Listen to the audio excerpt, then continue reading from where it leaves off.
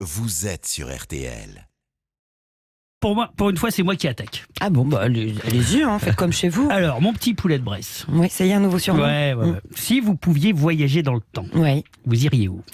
J'hésite. Mais je crois qu'en fait, j'irais dans les années 90, à l'époque où je portais des t-shirts courts, Ah ouais. orange fluo. Il y avait du chouchou. Ouais, Chouchou, très voilà. bien. Tête. Et de la basket compensée. Et toi, mon petit Colas? Moi j'irais dans le futur. Oh là là. Téléportation, voiture volante, tout ça. T'as toujours Toujours. été aventurier, toi. Hein. Il faut toujours qu'il la ramène. Et vous, Chicandier?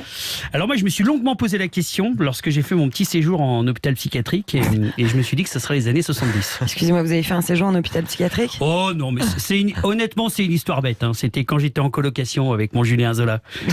Un soir, je rentre du boulot et j'avais prévu de me faire, comme tous les mardis, 12 steaks hachés, 6 marrons suisses, en chialant devant Joséphine Ange Gardien. Et là, je me suis rendu compte qu'il avait tout bouffé, l'enfoiré. Oh, j'étais chonchon. J'ai sorti le fusil et j'ai tiré à la volée. Je me suis fait 3 scouts d'Europe, un fan de Maître Gims et un berger des Pyrénées. Ça va pas. Ben, je sais, ça fait de la peine pour le clébard.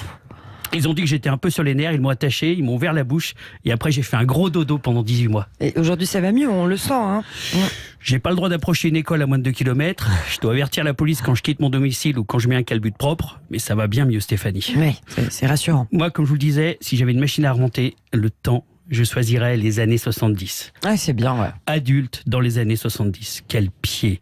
Dans les films, ils sont toujours en impair. Ils fument comme des pompiers. Ils n'ont jamais de problème de chômage. Ils passent leur temps à errer dans des choix amoureux cornéliens. Qui de Mathilde, qui de Marion, qui de Sophie, qui d'Anne Charlotte. Quand ils arrivent, alors, dans le restaurant, il y a déjà un pot de rillettes qui est posé sur la table et vas-y que ça tartine, alors que le serveur n'a même pas encore apporté les cartes. Oh, le vrai panard. Les menus sont composés d'un amuse-bouche, d'une entrée, d'un poisson, d'une viande, d'un trou normand, de la ronde des fromages bien coulants, de desserts sur des chariots, de mignardises accompagnées de café cognac qui se diversent par litrons dans des gueules bien rouges, bien apaisées, bien larges. Les gens boivent comme des éviers et conduisent ensuite à 200 km/h sur les routes de campagne, aussi larges que le boudeur d'un compagnon de la chanson. Et vas-y que ça se double dans les virages pendant que ça se roule un petit mégot. Pas de téléphone portable, les gens étaient injoignables. Les choses se traitaient au fil des jours et de la voluptueuse lenteur de la poste, et non dans l'urgence des mails hystériques et des violences numériques. Dans les années 70, on ne vérifiait pas son compte Insta pour voir ses likes. Affida Turner n'existait pas non plus. C'est vrai. Elle était quelque part, bien au chaud, planquée dans les boules d'un craquéinomane en survêt. Le héros télévisuel des Français, c'était Léon Zitrone, c'est-à-dire un obèse avec des lunettes et un sale caractère. Vous comprenez aisément pourquoi ça me fait rêver.